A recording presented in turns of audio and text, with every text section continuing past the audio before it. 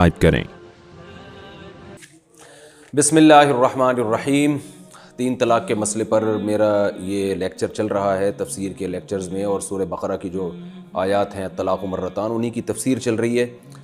इकट्ठी तीन तलाक़ों का मसला इसमें मैं डिटेल से बयान कर रहा हूँ। तो वो दलाइल चल रहे थे जिनमें तीन तलाक़ों का तीन होना साबित होता है, और उनके दलाइल के जवाब में तफसील दे चुका हूँ। जिनमें तीन तलाक़ों का जो उलमा कहते हैं तीन एक होती हैं, वो मैं जवाबात गुज़र चुके हैं। तो आज मैं आपके सामने हदीस नंबर 9 पेश करूंगा, जिससे पता चलता है कि इकट्ठी तीन तलाक़ें तीन ही होती हैं। ये हदीस नंबर 9 है। कुरान से दलाइल हो चुके, अब अहादीस सहीहा से दलाइल चल रहे हैं। उनमें हदीस नंबर 9 अन अब्दुल्लाह इब्न उमर रज़ियल्लाहु अन्हुमा। ये सारी बुखारी की रिवायात हैं जो मैं आपके सामने अभी पेश करूंगा हदीस नंबर 9 के ज़िमन में। अन अब्दुल्लाह इब्न उमर रज़ियल्लाहु अन्हुमा अन्नहु तल्लक़ इम्रअतहु वहिय हाइज़ुन फ़ज़करा उमरु लिरसूलिल्लाहि सल्लल्लाहु अलैहि वसल्लम फ़तग़य्यज़ फ़ीहि रसूलुल्लाहि सल्लल्लाहु अलैहि वसल्लम। हमारे अहले हदीस उलमा कहते हैं कि इकट्ठी तीन तलाक़ें इसलिए वाक़ई नहीं होती कि वो गैर शरई हैं, और गैर शरई तरीक़े से आप तलाक़ देंगे तो वाक़ई नहीं होगी, और पूरी बुनियाद ही इसी बेस पर है। तो ये जो हदीस है जो मैं पेश कर रहा हूँ, इसमें है कि अब्दुल्ला बिन उमर ने हालत हैज़ में तलाक़ दी। आगे हदीस के अल्फाज हैं कि वो गैर शरई तलाक़ थी। गैर शरई होने के बावजूद ख़ुद अब्दुल्ला बिन उमर ने भी उसको काउंट किया, नबी के दौर में भी उसको शुमार किया गया। तो ये जो दावा है ना उलमाए अहले हदीस का कि नबी के दौर में गैर शरई तलाक़ को शुमार नहीं किया जाता था, ये बिल्कुल गलत दावा है। बुखारी मुस्लिम के मुत्तफ़क़ुन अलैह सही अहादीस जो बहुत सारी सनदों से मरवी है, बहुत सारे शागिर्दों से मरवी अब्दुल्ला बिन उमर के, वो इनकी नफ़ी कर रही है, और इनसे वाज़े तौर पर साबित होगा कि गैर शरई तलाक़ बहरहाल वाक़ई होती है। तो चाहे वो गैर शरई हैज़ में हो या इकट्ठी हो, इन पर कोई फ़र्क नहीं है, दोनों गैर शरई हैं। अब्दुल्लाह इब्न उमर रज़ियल्लाहु अन्हुमा से रिवायत है अन्नहु तल्लक़ इम्रअतहु कि आपने अपनी बीवी को तलाक़ दी, वही हाइज़ुन हालत हैज़ में थी। फ़ज़करा उमरु लिरसूलिल्लाहि सल्लल्लाहु अलैहि वसल्लम। इस बात का तज़किरा अब्दुल्ला बिन उमर के वालिद हज़रत उमर ने नबी से किया। फ़तग़य्यज़ फ़ीहि रसूलुल्लाहि सल्लल्लाहु अलैहि वसल्लम। आप गज़बनाक हुए। ये खूब ये अल्फाज आप नोट कर लें, गज़ब के अल्फाज। फ़तग़य्यज़, आप सल्लल्लाहु अलैहि वसल्लम गज़बनाक हुए। ये एक बहुत अहम इसमें नुक्ता है जो इंशाअल्लाह आगे आपके काम आएगा। फ़तग़य्यज़ फ़ीहि रसूलुल्लाहि सल्लल्लाहु अलैहि वसल्लम, आप सल्लल्लाहु अलैहि वसल्लम गज़बनाक हुए, ज़ाहिर है इसलिए कि गैर शरई थी। थुम्मा क़ाल लियुराजिअहा, आपने अब्दुल्ला बिन उमर को हुक्म दिया कि उन्हें कहो कि अपनी बीवी से रुजू करें। वफ़ी रिवायत अन इब्न सीरीन, और इब्न सीरीन की रिवायत में जो बुखारी ही के अल्फाज हैं, क़ुल्तु तुहतसबु क़ाल फ़मा। इब्न सीरीन कहते हैं मैंने अब्दुल्ला बिन उमर से पूछा कि क्या इस तलाक़ को काउंट किया गया था? आपने फरमाया फ़मा, तो और क्या करता, मैं काउंट ही ना करता तो। दूसरी रिवायत में, ये सारी बुखारी की रिवायतें, यूनुस इब्न जुबैर फरमाते हैं क़ुल्तु तुहतसबु, क्या इसको शुमार किया गया था? या हम यूँ भी कर सकते हैं तहतसिबु, क्या आप इसको शुमार करते हैं? क़ाला अरअयता, अब्दुल्ला बिन उमर ने फरमाया भला बताओ, इन अजज़ा वस्तहमक़ा, एक आदमी सही तरह से तलाक़ देने से आजिज़ आ गया और हमाकत का इर्तिकाब कर बैठा, तो कैसे सवाल कर रहे हो उससे? यानी सवाल करने वाले पे ताज्जुब कर रहे हैं कि अब उसको काउंट भी ना किया जाए, कैसी बातें कर रहे हो? और सईद इब्न जुबैर जो अब्दुल्ला बिन उमर के शागिर्द हैं, उनसे मरवी है, क़ाल, अब्दुल्ला बिन उमर ने फरमाया हसिब्तु अलैया बिततलीक़तिन, इसको मैंने एक तलाक़ शुमार किया था क्योंकि एक ही दी थी। वफ़ी रिवायत लिमुस्लिमिन, और सही मुस्लिम की रिवायत में अल्फाज हैं अन नाफ़िअन अन्नहु क़ाला, हज़रत नाफ़े फरमाते हैं कि अब्दुल्ला बिन उमर ने फरमाया वाहिदतुन अअतद्दु बिहा या उअतद्द बिहा, एक तलाक़ थी जिसको मैंने शुमार किया, या उअतद्द बिहा, क्या मतलब एक तलाक़ थी जिसको शुमार किया गया। वफ़ी रिवायत अन सालिम इब्न अब्दुल्लाह, और सालिम इब्न अब्दुल्लाह वो रिवायत करते हैं कान अब्दुल्लाह तल्लक़हा ततलीक़तन वाहिदतन, कि अब्दुल्ला बिन उमर ने अपनी बीवी को एक तलाक़ दी थी। फ़हुसिबत मिन तलाक़िहा, और इस तलाक़ को शुमार किया गया, काउंट किया गया। यहाँ वाज़े अल्फाज हैं कि अब सिर्फ अब्दुल्ला बिन उमर ने नहीं बल्कि नबी के दौर में इस तलाक़ को काउंट किया गया था। तो ये जो हमारे अहले हदीस उलमा कहते हैं ना कि नबी के दौर में तलाक़ को काउंट नहीं किया जाता था अगर गैर शरई होती, और इसी बेस पे तीन को भी शुमार नहीं किया जाता था, ये अल्फाज वाज़े तौर पे नफ़ी कर रहे हैं उसकी कि नबी के दौर में काउंट किया गया था इसको। वराजअहा अब्दुल्लाही, और अब्दुल्ला बिन उमर ने एक तलाक़ के बाद फिर रुजू भी किया, कमा अमरहु रसूलुल्लाह सल्लल्लाहु अलैहि वसल्लम, जैसे कि आप सल्लल्लाहु अलैहि वसल्लम ने अब्दुल्ला बिन उमर को हुक्म दिया था।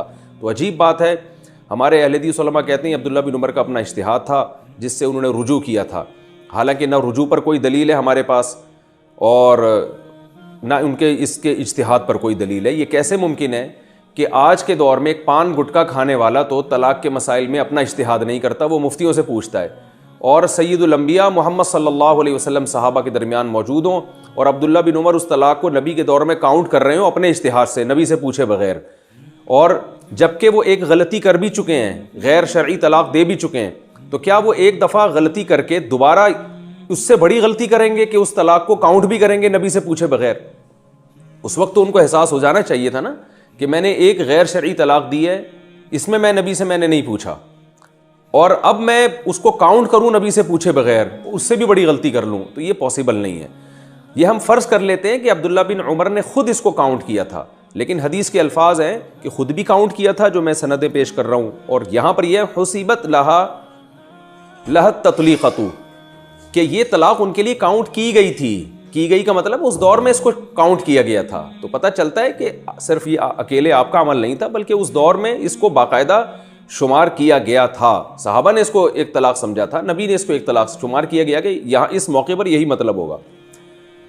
وفی روایت ابن سیرین, اور ابن سیرین کی ایک دوسری روایت میں ہے افا حسبت علیہ کہ کیا یہ طلاق ان پر شمار کی گئی تھی. قال فما, عبداللہ بن عمر فرماتے ہیں کہ فما تو اور کیا.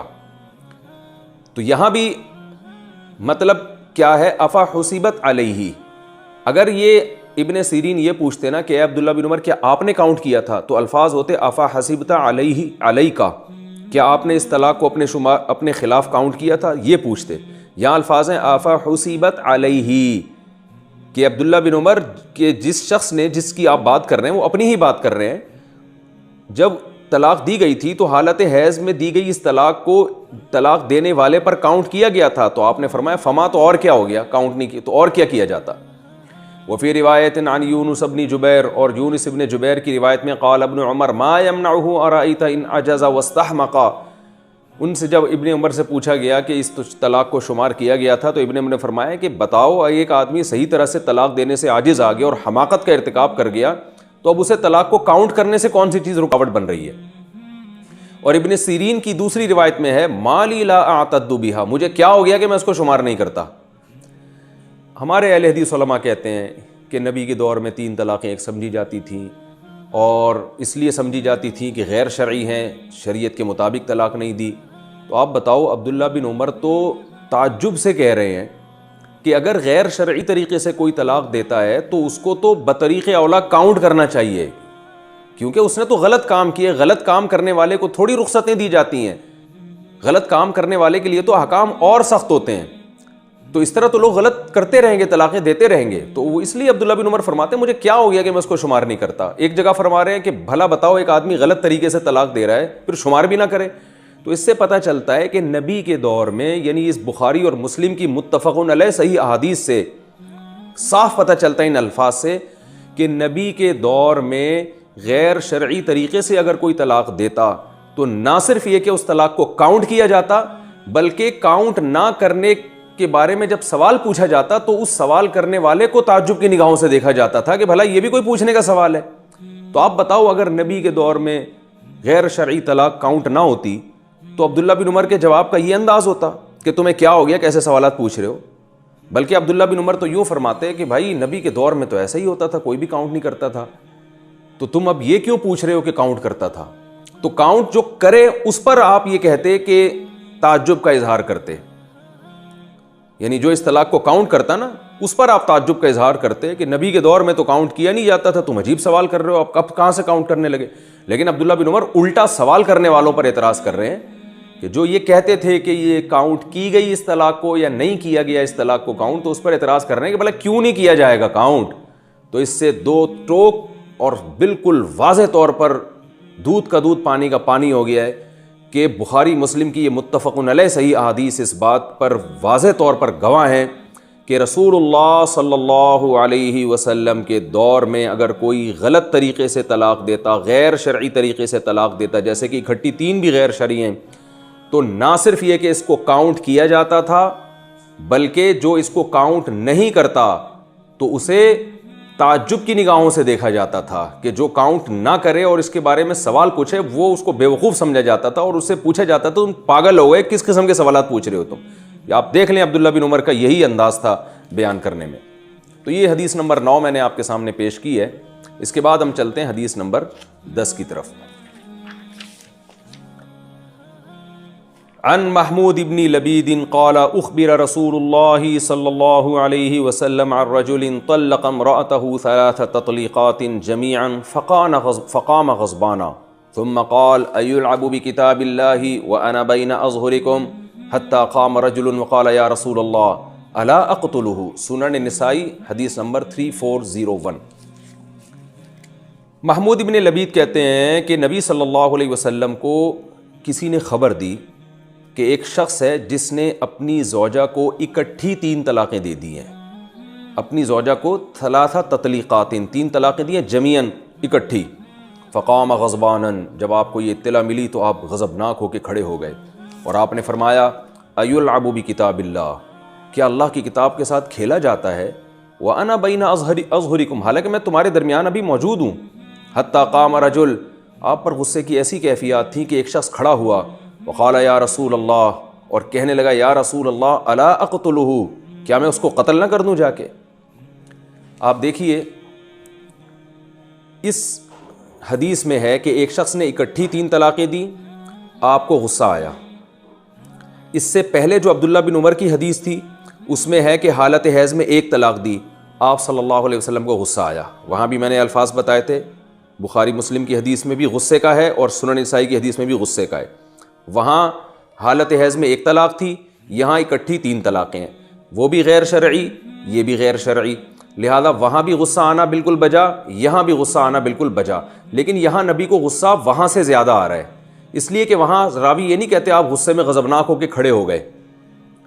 وجہ کیا تھی کہ وہاں تلافی کا امکان تھا، 1 طلاق ہے اور رجوع ہو سکتا تھا.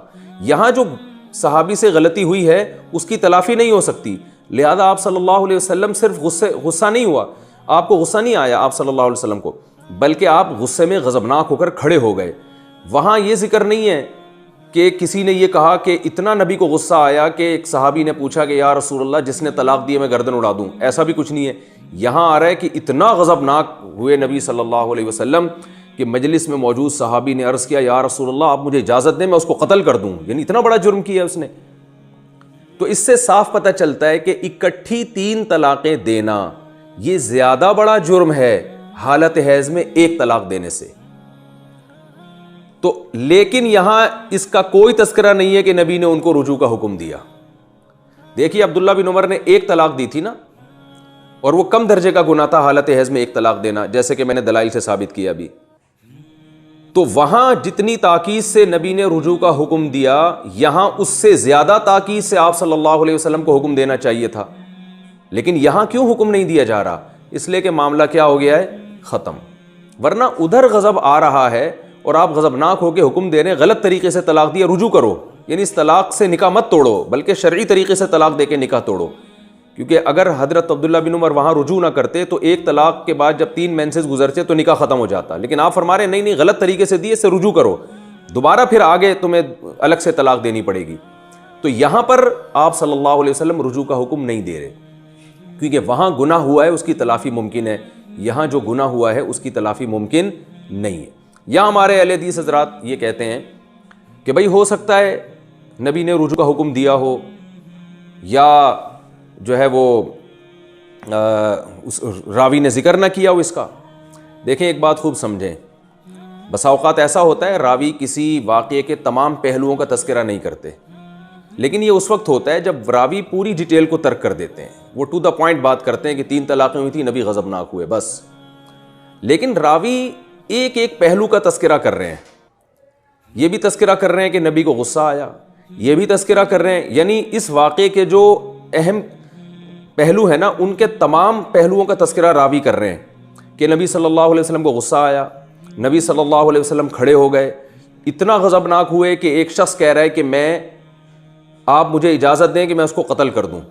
تو آپ بتائیں یہ پہلو کا ذکر تو بڑے اہتمام سے ہو رہا ہے. اگر نبی نے رجوع کا حکم دیا ہوتا تو صحابی رسول اس پہلو کا ذکر اور زیادہ اہتمام سے کرتے، کیونکہ اس واقعے میں سب سے اہم پہلو یہ تھا کہ رجوع کا حکم دیا جا رہا ہے. تو یہ کیسی بات ہے کہ جو سب سے امپورٹنٹ پہلو تھا اس کو تو ترک کر دیا، اور جو کم درجے کی اہمیت والے جو اس وقت جو حالات تھے وہ صحابی رسول اس کو بیان کر رہے ہیں، تو یہ ہو نہیں سکتا. یا تو صحابی پوری تفصیل چھوڑتے، واقعہ کو اختصاراً ذکر کرتے، ہم کہتے ہیں بہت سے پہلو چھوڑ دیے، لیکن صحابی وہ جو بہت زیادہ اہم نہیں تھے پہلو، ان کا تو تذکرہ کر رہے ہیں، اور جو پہلو موسٹ امپورٹنٹ پہلو تھا، کیونکہ یہ تو اگر نبی نے رجوع کا حکم دیا ہوتا کہ 3 ایک ہوئی ہیں تو یہ تو انتہائی اہم پہلو تھا، صحابی اس کو کیسے نظر انداز کر سکتے ہیں؟ اس سے صاف پتہ چلتا ہے کہ عبداللہ بن عمر والی حدیث میں صحابی اس امپورٹنٹ پہلو کو بیان کر رہے ہیں کہ نبی نے رجوع کا حکم دیا. یہاں چونکہ رجوع کا حکم ہی نہیں دیا اس لیے صحابی اس کو بیان کر ہی نہیں رہے ہیں. تو یہ حدیث بہت واضح دلیل ہے اس بات کی کہ 3 طلاقوں کے بعد رجوع کا حکم نہیں ہے، ورنہ 3 طلاقیں ناجائز ہیں. جیسے حالت حیض میں طلاق ناجائز ہے، تو وہاں جب نبی صلی اللہ علیہ وسلم رجوع کا حکم دے سکتے ہیں تو یہاں آپ صلی اللہ علیہ وسلم نے حکم کیوں نہیں دیا؟ اور اگر دیا تو صحابی نے انتہائی اس اہم ترین پہلو کو لوگوں کے سامنے بیان کیوں نہیں کیا؟ ممکن ہے ہمارے اہل حدیث بھائی یہ دلیل میں جواب دیں کہ نبی کے دور میں اکٹھی 3 طلاقوں کو ایک سمجھنا اتنا معروف تھا کہ نبی صلی اللہ علیہ وسلم نے اس لیے حکم نہیں دیا کہ وہ تو صحابی کو پہلے سے پتہ ہوگا کہ 3 ایک ہوتی ہیں. چلیں یہ فرض کر لیتے ہیں، تو آپ خود یہ کہتے ہیں کہ 3 ایک اس لیے ہوتی ہیں کہ وہ غیر شرعی ہیں. تو سوال یہ پیدا ہوتا ہے کہ جب غیر شرعی طلاق صحابی سمجھتے تھے واقع نہیں ہوتی، تو پھر عبداللہ بن عمر کے کیس میں بھی تو یہی تھا، انہوں نے بھی غیر شرعی طلاق دی تو نبی بھی رجوع کا حکم نہ دیتے ان کو، کیونکہ نبی یہ سمجھتے کہ وہاں بھی طلاق واقع ہوئی نہیں ہے سرے سے، سب کو پتہ ہے کہ غیر شرعی واقع نہیں ہوتی، وہاں تو حکم دے رہے ہیں. اس سے صاف پتہ چلتا ہے وہاں کاؤنٹ کی جا رہی ہے، یہاں حکم نہیں دے رہے. اس سے صاف پتہ چلتا ہے کہ یہاں بھی کاؤنٹ کی جا رہی ہے، وہاں چونکہ ایک تھی اس لیے رجوع کے بعد رہنے کا حق حاصل تھا، یہاں 3 ہیں، یہاں رجوع کا کوئی فائدہ نہیں ہے. تو یہ بہت واضح دلیل ہے اس بات کی کہ آپ صلی اللہ علیہ وسلم 3 طلاقوں کے بعد رجوع کا حق نہیں سمجھتے تھے. اور ایک کامن سینس کی بات ہے، اگر صحابی رسول نے 3 طلاقیں دی اور وہ کلعدم تھی، ان کی کوئی حیثیت ہی نہیں تھی، تو پھر آپ صلی اللہ علیہ وسلم کا اتنا غضبناک ہونا، غصے سے غضبناک ہو کے کھڑے ہو جانا، اور صحابی کا آپ کے غضب کو دیکھ کے اجازت مانگنا کہ مجھے حکم دے میں ان کا سر قلم کر دوں، تو یہ سب باتوں کا کوئی مطلب نہیں بنتا. یہ تو سب غضبناک اس لیے ہو رہے ہیں کہ ایک شخص نے اپنے ہنستے بستے گھر کو اپنے غضب سے مغلوب ہو کر 3 الفاظ کے ذریعے بالکل اجاڑ دیا ہے. کیونکہ اگر یہ 3 الفاظ سے کوئی اثر ہی نہیں نکلنا تھا پھر اتنا غصہ نہیں بنتا. دیکھیں ایک آدمی آج اکٹھی 3 طلاقیں دے کے آتا ہے، بتاتا ہے مفتی صاحب کو، خود بھی رو رہا ہوتا ہے اور ایسے اپنی کہانی سناتا ہے کہ مفتی کو بھی رونا آ جاتا ہے. تو رونا آنا یا غصہ آنا، یہ جو جذباتی کیفیات بنتی ہیں، یہ اسی صورت میں بنتی ہیں کہ جب ان طلاق کے جو اثرات ہیں وہ مرتب ہو رہے ہوں، اس کا نتیجہ نکل رہا ہو، اس سے گھر اجڑ رہا ہو. اگر اس سے گھر اجڑتا ہی نہیں ہے تو محض ایک تھپڑ لگایا جاتا ہے، ابے بھائی تو کیا 3 دے رہا ہے تو ہوتا ہوگی تو پھر بھی ایک ہی، تو 3 دو 1000 دو، کوئی فرق ہی نہیں پڑتا. تو پھر اتنا غصہ نہیں آتا انسان کو ایسی باتوں پہ. تو غصہ آنا نبی کا اس کی علامت ہے کہ بھائی تو اپنا بیڑا غرق کر کے آ گیا ہے، تو ایک اچھا بھلا گھر اجاڑ کر آ گیا اپنے غصے کی وجہ سے. تو اس طرح سے طلاق دیتا جس طرح قرآن نے بیان کی ہے، سوچ سمجھ کے. پھر ہم یہ سمجھتے کہ بھائی تو نے ایک سوچ سمجھ کے ایک فیصلہ کیا ہے، اگر گھر یعنی بیوی کو طلاق بھی دی ہے تو سوچ سمجھ کے دی ہے، جذباتی پن سے متاثر ہو کے نہیں دی ہے. یہ سب غصے کی حدیث اس بات کی علامت ہے. اگر ذرا سا بھی انسان شعور رکھتا ہو تو یہ اس بات کی علامت ہے کہ اس کا گھر اجڑ گیا تھا ان صحابی رسول کا، اور وہ جذبات میں آ کے انہوں نے اپنا نقصان کر دیا تھا. اسی وجہ سے آپ صلی اللہ علیہ وسلم کو غصہ آیا کہ بھئی اس طرح سے طلاقیں دینا شروع کرو گے تو گھر اجڑنا شروع ہوں گے. اور آپ اسی وجہ سے امت پہ رحم کی وجہ سے آپ غضبناک ہو کے کھڑے ہوئے کہ یہ میرے ہوتے ہوئے یہ کیا ہو رہا ہے معاشرے میں. تو اس لیے اس حدیث کی روشنی میں ہم اہل حدیث علماء کی خدمت میں یہ گزارش کرتے ہیں کہ جب آپ کے پاس کوئی 3 طلاقیں دے کے آیا کرے، آپ بھی غضبناک ہوا کریں. اور غضب آپ کو اسی صورت میں آئے گا کہ جب آپ یہ سمجھیں گے کہ اس نے اپنا گھر برباد کر دیا ہے. اگر آپ یہ سمجھیں گے کہ 3 ایک ہوتی ہیں تو غصہ پھر کا کوئی تک بنتا نہیں ہے، نہ آپ کو آئے گا، مصنوعی غصہ مسلط کرنا پڑے گا. تو میں عرض کرتا ہوں آپ سے کہ یہ حدیث جس کو آپ بھی صحیح مانتے ہیں، بہت واضح حدیث ہے اس بارے میں کہ 3 طلاقیں واقع ہو گئی تھیں نبی کے دور میں ایک مجلس کی، جس کی بیس پہ آپ صلی اللہ علیہ وسلم غضبناک بھی ہو رہے ہیں اور غصے میں کھڑے بھی ہو رہے ہیں، اور صحابی رسول آپ کے غصے کو دیکھ کر پرمیشن مانگ رہے ہیں کہ آپ مجھے اجازت دیں میں اس کا گردن اڑا دوں. تو یہ تمام باتیں اس بات کی علامت ہیں کہ اکٹھی 3 طلاقیں بہرحال واقع ہو جاتی ہیں. حدیث نمبر 11، عن ابی ہریرہ رضی اللہ عنہ قال قال رسول اللہ صلی اللہ علیہ وسلم ثلاث جدہن جد وہزلہن جد النکاح والطلاق والرجعہ قال ابو عیسیٰ والعمل على هذا عند اہل العلم من اصحاب النبی صلی اللہ علیہ وسلم وغیرہم. ترمذی حدیث نمبر 1184. یہ بھی صحیح حدیث ہے جامع ترمذی کی. حضرت ابو ہریرہ رضی اللہ عنہ فرماتے ہیں کہ رسول اللہ صلی اللہ علیہ وسلم نے فرمایا 3 چیزیں ایسی ہیں جن میں حقیقت بھی حقیقت اور مذاق بھی حقیقت. اس میں ایک نکاح ہے، طلاق ہے اور رجوع ہے. یعنی کوئی نکاح کرتا ہے مذاق میں تو بھی ہو جائے گا، طلاق دیتا ہے مذاق میں تو بھی ہو جائے گا، بیوی سے رجوع کرے مذاق میں تو بھی ہو جائے گا. ابو عیسیٰ جو امام ترمذی کی کنیت ہے وہ فرماتے ہیں کہ اسی پر صحابہ کرام کا بھی عمل رہا ہے اور ان کے علاوہ جو فقہاء محدثین ہیں سب کا اسی پر عمل ہے کہ طلاق میں کہ جو الفاظ ہیں ان میں مذاق بھی حقیقت ہے.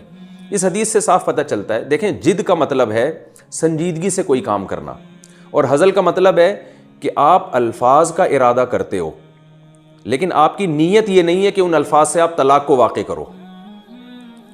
یعنی آپ کا ارادہ یہ ہے کہ بھئی میں یہ الفاظ تو اپنی زبان سے ادا کر رہا ہوں لیکن یہ میں ویسے ہی کر رہا ہوں، میرا ارادہ نہیں ہے.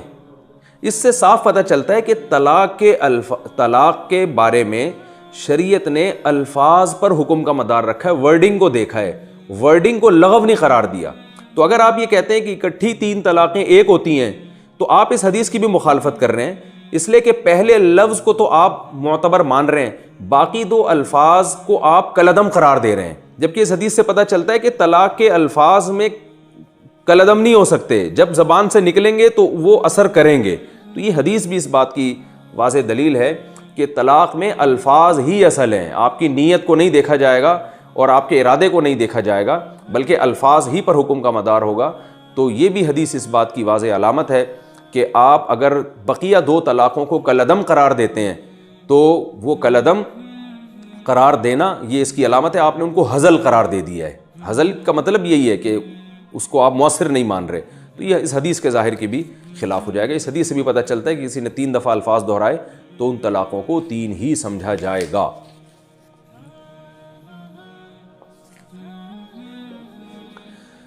تو ہمارے بعض اہل حدیث کہتے ہیں، وہی میں اس کا جواب پہلے دے بھی چکا ہوں کہ نکاح جیسے شریعت کے مطابق کرو گے تو ہوگا، جیسے بغیر گواہوں کے کوئی نکاح کر لے تو نہیں ہوتا، اسی طرح طلاق بھی شریعت کے مطابق دو گے تو ہوگا. یہ بات اب بالکل میرا خیال ہے واضح ہو چکی ہے آپ کے سامنے. اس کی مثال ہے جیسی اس حدیث میں آتا ہے طلاق، نکاح اور رجوع، ان میں ہزل نہیں ہے. تو آپ بتائیں، رجوع کے بارے میں تو قرآن کہتا ہے 2 گواہوں کی موجودگی میں رجوع کرو بیوی سے، لیکن پوری امت کا اجماع ہے، آپ بھی مانتے ہیں کہ گواہ نہیں بھی ہوں، کسی نے رجوع کر لیا تو رجوع ہو جائے گا. اور رہا مسئلہ کہ نکاح بغیر گواہوں کے نہیں ہوتا، تو اس کے بارے میں تو صحیح حدیث موجود ہے، لا نکاح الا بشہود، کہ نکاح گواہوں کے بغیر نہیں ہوتا. اور اس میں شریعت نے گواہوں کی شرط اس لیے لگا دی ہے کہ پھر نکاح اور زنا میں فرق ہی ختم ہو جائے گا نا. کوئی بھی گرل فرینڈ کو جا کے کہے گا آج سے تم میری بیوی ہو، چپکے سے کہے گا، وہ بھی کہے گا چلو میں بیوی ہوں، رکھا پھر چھوڑ دیا، تو ایک تماشا بن جائے گا. اس لیے اسلام نے نکاح کے بارے میں احکام کو سخت رکھا ہے. طلاق کے بارے میں ایسی کوئی حدیث نہیں ہے کہ طلاق بغیر گواہوں کی نہیں ہوتی. تو یہ جو میں نے اس بارے میں احادیث تھی آپ کے سامنے پیش کی ہیں.